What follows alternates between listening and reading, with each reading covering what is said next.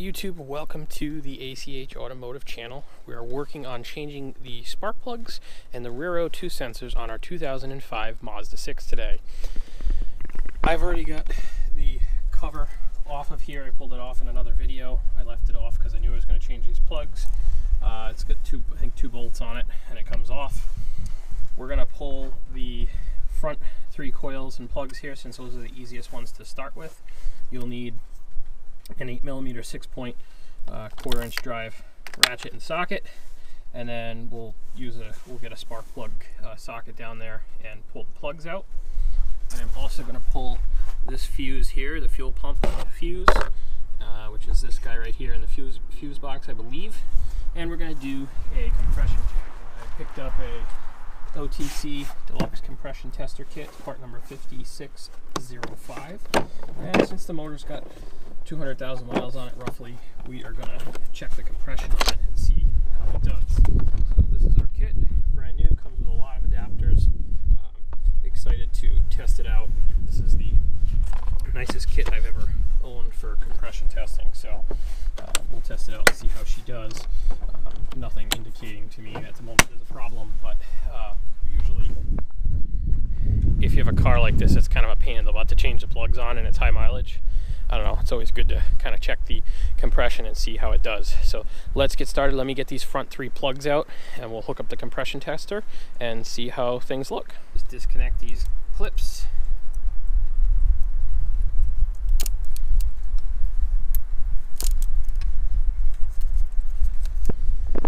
Well, we got the coil packs out. You can see these two cylinders have a little bit of oil in the well. There's a seal that's in here for the valve cover, and they're probably getting tired given the valve covers are leaking a little bit and the motor has 200,000 miles on it. So I'm not going to worry about changing. They're not leaking that much. I will do another video on that at a later date. My concern is just to get the car up and running at the moment, so we'll do a compression check, see how the motor looks, and go from there. This car uses a 5/8 spark plug socket. We're going to be putting in NGK G-Power TR5 GP3186 spark plugs. They come pre-gapped. They're platinum alloy spark plugs. So those are the ones we'll be putting in. We're going to work on getting the old ones out to do a compression check. And I'm using my Crescent kit here. Love this kit. I've had it for a long time. I'll put the link to that in the description. So let's go and pull these plugs. It is cold out, so I'm going to put my gloves on. Do this one first.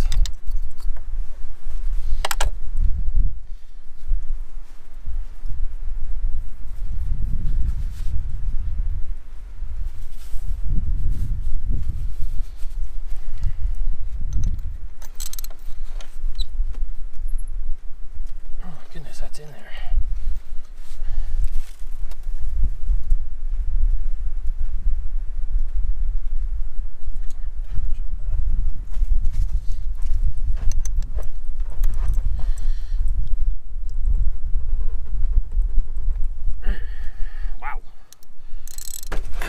Out. There we go.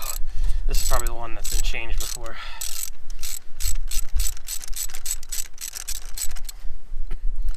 I'm going to guess that this one's been changed. There's been one on here that's been changed, and I think it was this one.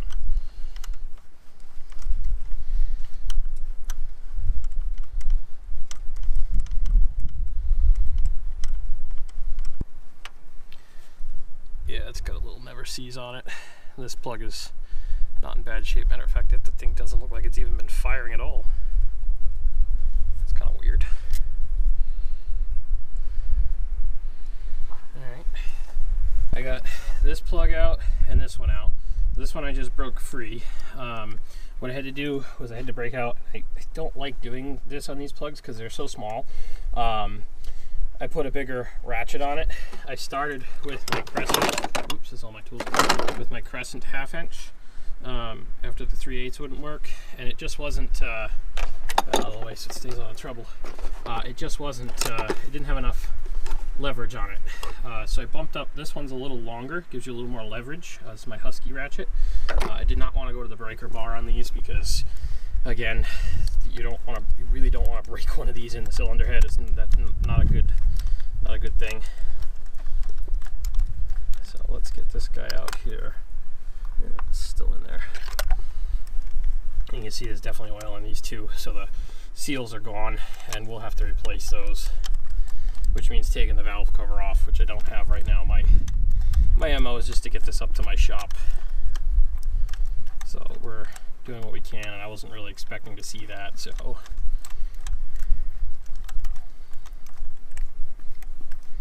we'll see how far we get today.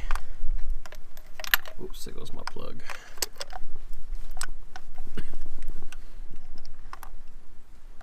Ah, come on, you bugger.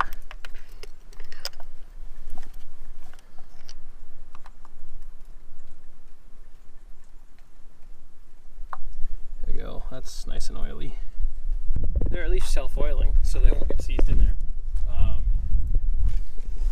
Which is not a good thing. I mean, we need to address that, but my goal today is just to do a compression check, get the plugs changed, and then maybe the rear O2 sensors changed, and we'll see where we are at that point. If I have, or if I feel comfortable about those repairs, I might order the valve cover gaskets and do those while it's apart. You're gonna have to take the intake manifold off anyway to do all that, so I may go back to the drawing board and order the valve cover gaskets. We'll see. We'll see how the front one shouldn't be too hard to change. We'll see how far I get today. So let's get our compression tester out. Let's pull our fuel pump fuse and see what the compression looks like. It is, the fuel pump fuse is right here. So we will pull that, put that aside. I don't see any green crusties on there, so that is good. And now we can we'll do one cylinder at a time and look and see what the compression. We are using the M14 LR hose out of our Otc kit here.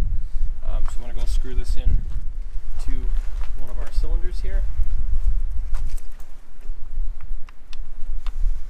And you don't want to do it too tight, because if you get this stuck down there, this kit's not too bad. I've used kits in the past where I've had to use adapters down on these plug wells, and it sucks. So we got that in there. Let's grab our gauge.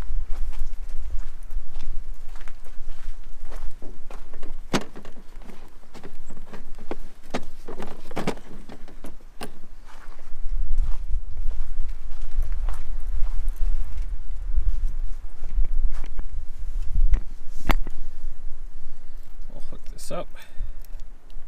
There we go. And unfortunately, I don't know that we will be able to see it, so I will have to go and crank the car over a couple of times. We'll have to go back to the drawing board, because if I pull the fuel pump fuse, the car does nothing. It doesn't crank over at all. So we need to find either the relay or something to pull so we can disable the fuel pump and do our compression check.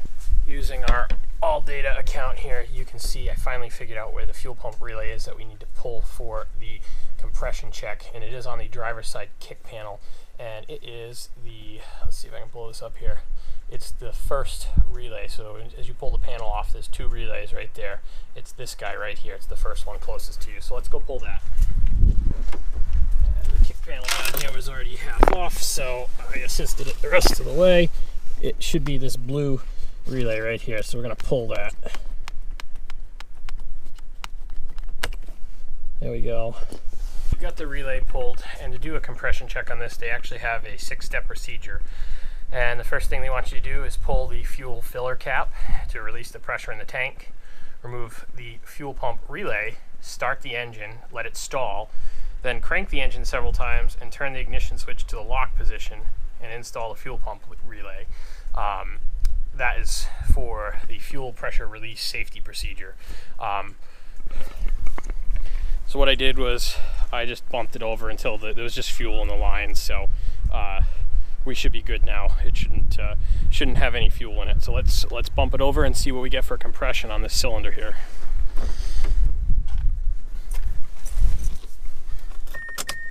One, two, three. Let me see, my wipers are on, probably because the battery's low.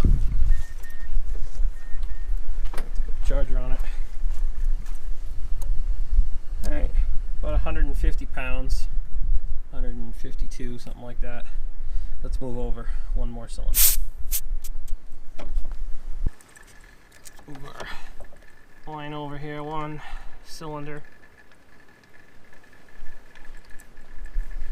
That off.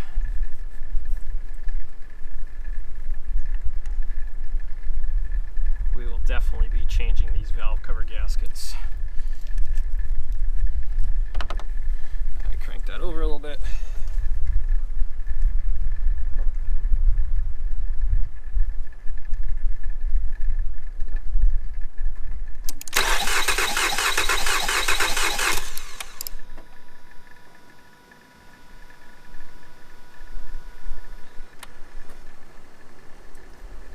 Alright, that 2 is at about 150 and change. I think they're probably okay. This last cylinder over here, we'll throw the plugs in it, throw the coils back on it, and we'll pull the intake. Actually, I may leave the coils off of it for now, just until I decide what I'm doing with the valve covers. Let's check this one.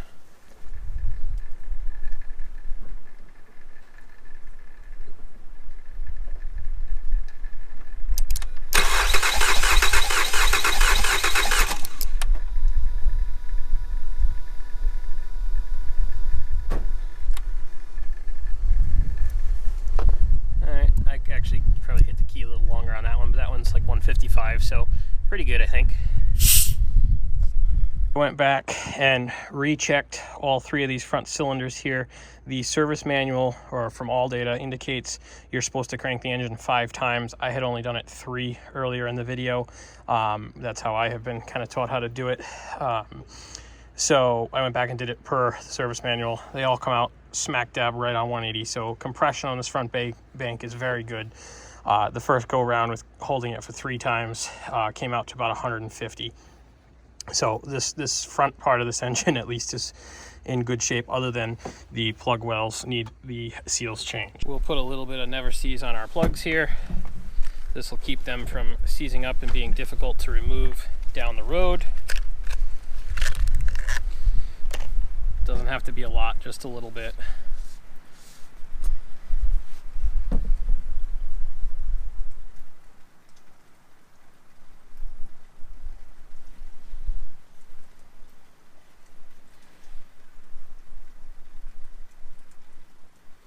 we go.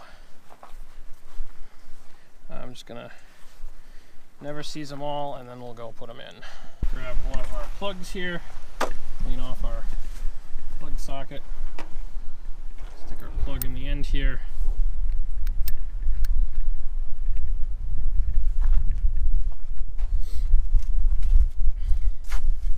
And we will stick her down into the cylinder head.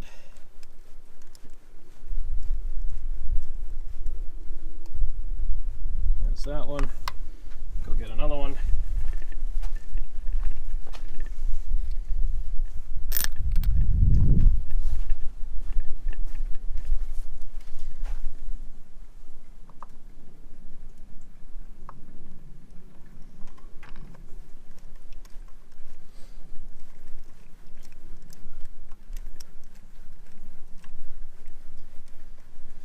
And grab the last one for the front bank here.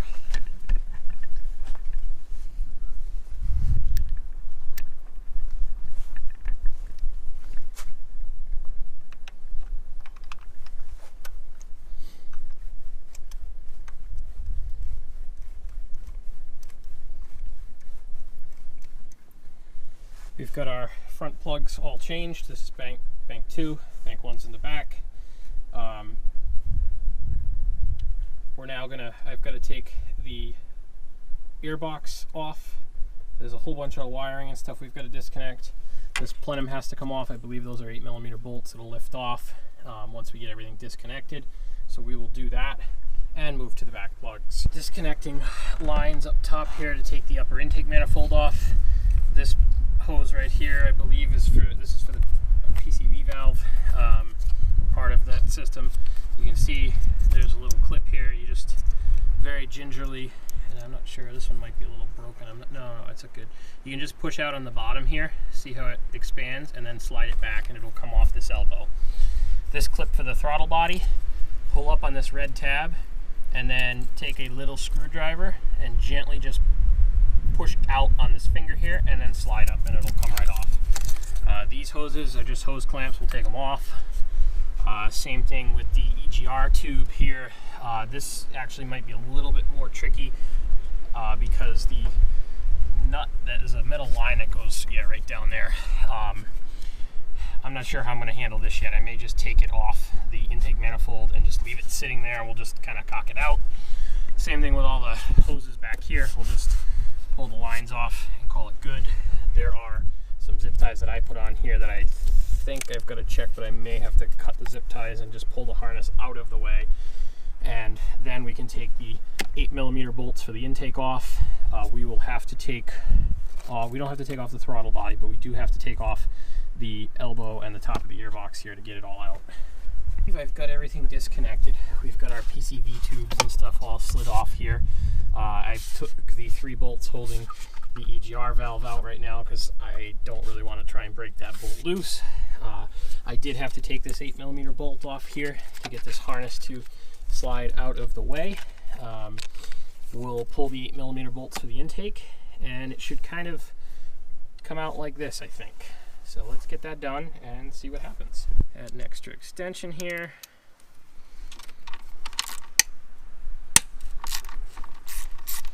I believe these bolts should stay in the intake manifold, so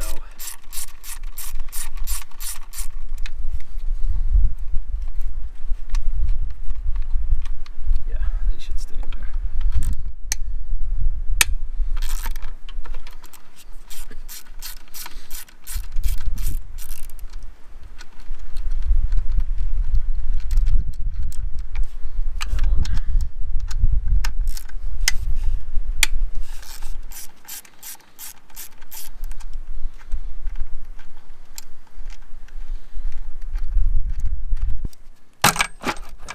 Popped off,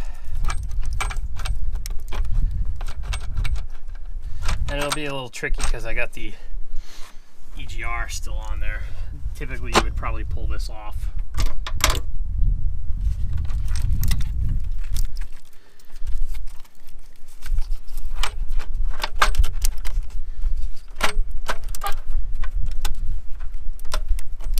I forgot one hose. That's what hung us up. 2 hoses actually. You know what, I might just be able to cock this off to the side there for now. We will have to take those off because there are gaskets on the bottom side. Now that we've got our intake off to the side here, we'll pull these 3 coil packs out. We'll get these guys changed. I have a brand new PCV, we'll change that, and then I've got to figure out how we're getting that upstream O2 sensor out.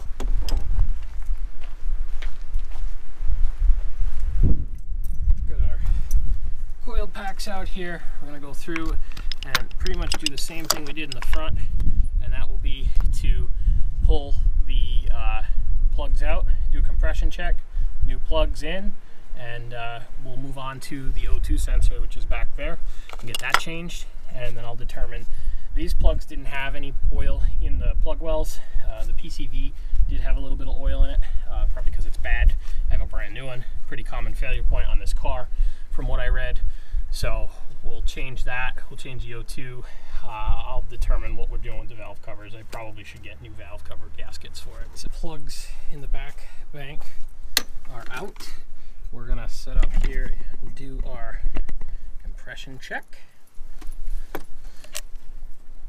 And on this bank, we're gonna do 5 cranks because that's what the manual says. I didn't do that on the front initially. I did go back and do it and they all hit 180.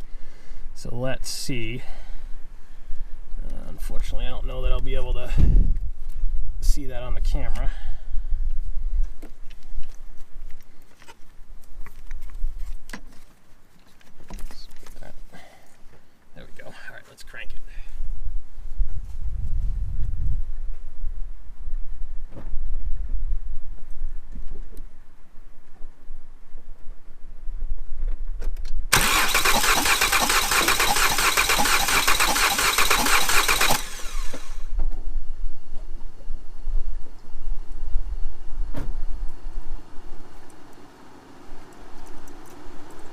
180 on that one, that's good. Hear my fan running. We'll fix that in another video.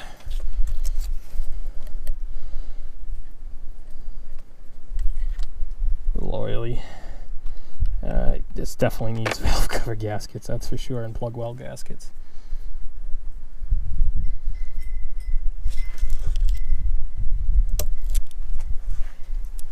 Alright, let's see here. Let's see what we get on that back center cylinder.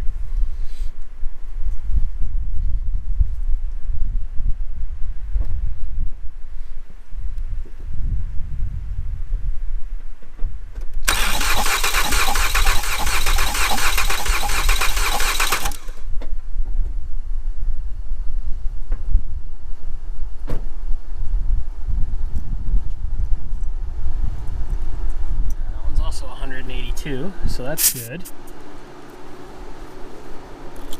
Let's move this over to the last cylinder here.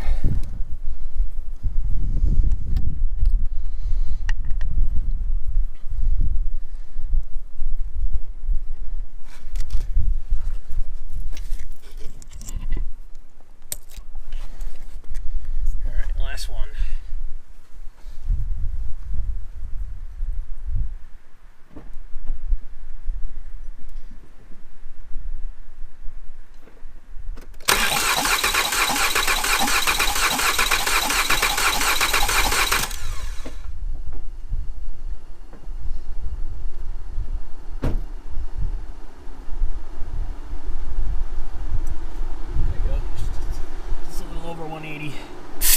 We're good.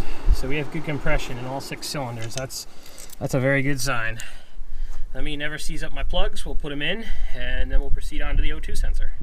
I pulled the intake manifold off and out of place. It gave me more room to work. Disconnected our battery on the positive side because originally, I don't know if you can see down there, but the alternator is back there, and this harness runs along the top here and connects down to the alternator. So originally I was going to disconnect it at the alternator and the 2 8mm bolts up here, pull the harness out of the way, and be able to get to both the upstream and downstream O2 sensors back here. That being said, the plug is very difficult to get off the back of the alternator, and I think just by moving the harness out of the way here, you can see, hopefully the camera picks up, that's the downstream, and then this is the upstream right here. So we are going to, I'm hoping to use my new socket set that we used to do the front ones. And the top one, the downstream one should be pretty straightforward. It's a pretty straight shot down. It'll just be a problem if it fights. So let's go ahead and get the socket set out and see what we can do. I'm going to use our ARES 70318 socket set. And these guys are 22mm or 7/8, both the same size. So we're gonna stick that's a 3/8 to a half. I think I have a 1/2 inch. Yeah, we'll stick a 1/2 inch down there and see if we can get her to break free. Let's shoot a little bit of coil down there just for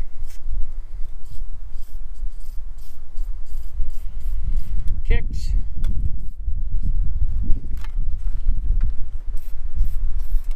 You'll probably see that burn off when you start it up again. And let's see if we can get our socket guy down there. There we go. Let's get our breaker bar on and see if we can break her loose. There we go. I think that.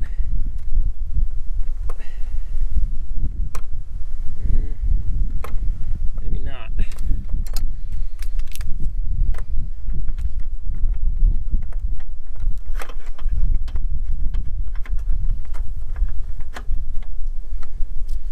Try this again here.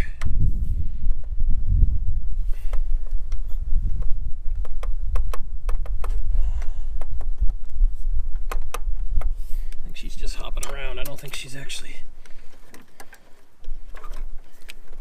Oh no. Oh, he actually got her loose. I thought it was just popping around down there. Nope, she's actually loose. Unfortunately, I can't show you the back pressure test on this because obviously the car has the intake off.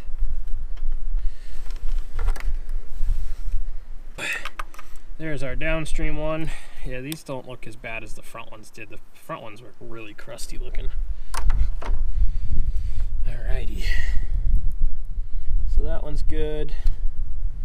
The top one here, the upstream one's going to be fun with this harness in the way. I got this harness up and out of the way here. This is a 13mm nut that's on there, and you kind of got to wiggle it off, and you can see the cover just clips underneath it.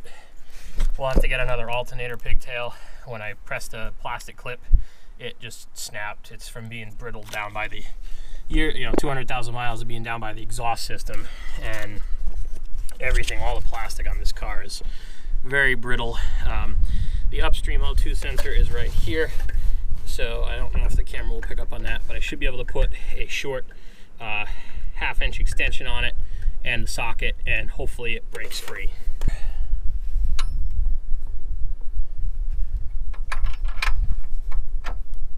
There we go. Let's get our breaker bar on here.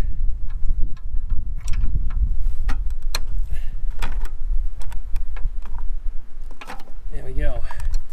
She's cracked loose. That put up very little resistance. I'm kind of surprised, honestly. Let's see if I can get that with my hand.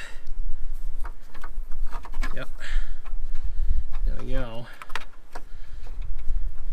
So both O2 sensors, upstream and downstream, on the back bank one, are now out. There we go. Again, not quite as bad as the front. This guy's our upstream, this guy's our downstream. Not as crusty as I expected. Not anywhere near the fight as I expected to get them out. I mean, it's probably a day job if you're doing this in your home shop. You got to pull everything apart. Good cut time to do extra maintenance if you can. Brand new O2 sensors. This is the upstream rear one, and it's part number. This is the upstream rear O2 sensor. It's a Denso, part number 234-4190. This is our downstream rear one, Denso part number 234-4040. You can see they do have different lengths in their harness. So the upstream one is very short.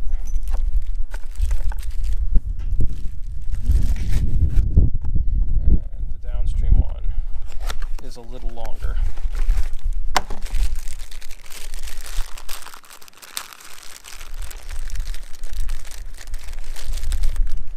Upstream one first, which is this guy. I am going to put a little, sorry for the wind noise, little tiny bit of Never Sees on the threads.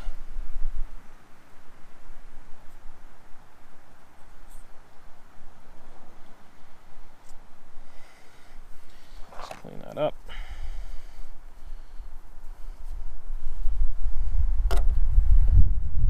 While we're here and I have the Never Sees out, we're also going to do the threads on the downstream one.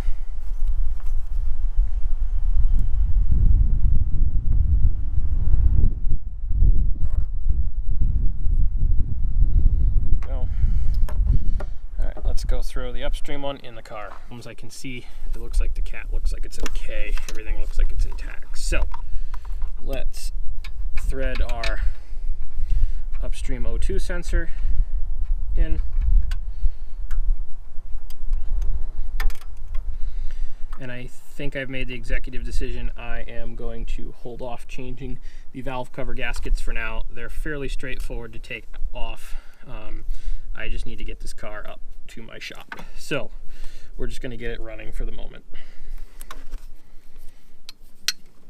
Half-inch ratchet. And we'll snug her down. There we go. Perfect. Now we can put the alternator harness back on and put everything back together. I'm going to, for the moment, clean up the plug wells, and then we're going to put the intake back on, or tighten the spark plugs down, put the coils on, and put the intake manifold back on. I vacuumed out as much as I could of the plug wells, etc. We're going to put our coil packs back in. We're going to put a little bit of dielectric grease on them. this will all be back apart again when I do the valve cover gaskets. So we're just trying to get this home to my shop.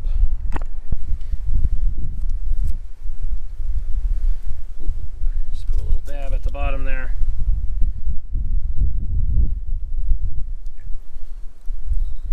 There's one.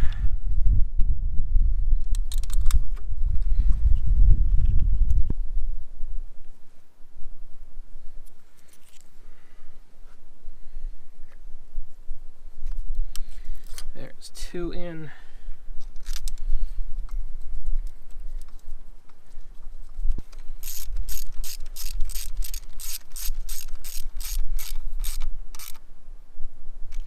There we go. All right, last one on the front side here. Our bolt out.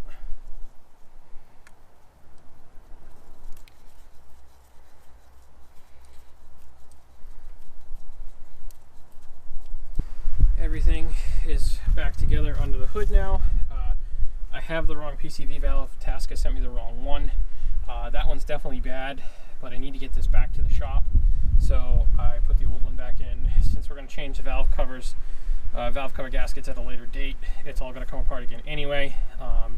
I will get them to send me the correct one because that needs to be changed pretty quickly, because it'll burn. Continue to put oil into the intake manifold, which will eventually ruin the catalytic converters, so we don't want to do that. So that needs to get changed. I'll get that. I may fix that before we drive it home. Didn't have my inch-pound torque wrench with me. Just snug these down for the moment. There is a pattern. It goes 1, 2, 3, 4, 5, 6, 7, and 8, and I think it's between 77 and 100 and something Newton meters or inch pounds. So we've got the fuel pump relay back in. Let's see if she starts up. It might crank for a minute because it's going to build fuel pressure. Not sure why the wipers are coming on. Other than the battery might be low. Oh yeah, she's grumpy. There we go. Oh. There we go. Turn it off, I guess.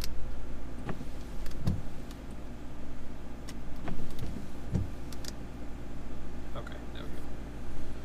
Turn it off. I'm surprised my check engine light's on because I cleared all that and the battery was dead, so.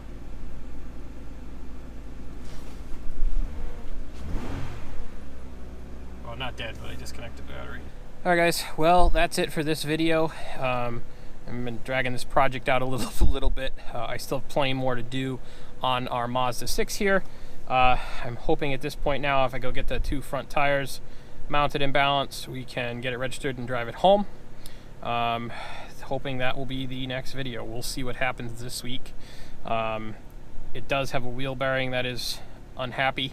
It growls a little bit. I was able to take it for a ride the last time I was down here a couple weeks ago, so I've got to decide if I'm going to do that before we take it home, or I'm going to take it home and then do it. So I will figure that out before the next video, and you know, I'll put the parts and tools and things in the comment section of this video. There'll be Amazon affiliate links, so it kind of helps the channel out, and I turn those fees back into tools and parts and things for the channel. So you know, so I'll provide those links in the comments section. So thank you guys for watching. You can follow along on social media as well at ACH Automotive. Sometimes I post things there a lot quicker than I get to put out a YouTube video, just because the amount of time that goes into making these videos for you guys. So thank you for watching. If you're not subscribed, if you can hit that subscribe button, hit that like button, and if there's something you want to know about one of the projects on the channel, leave me a comment. Thanks for watching, guys.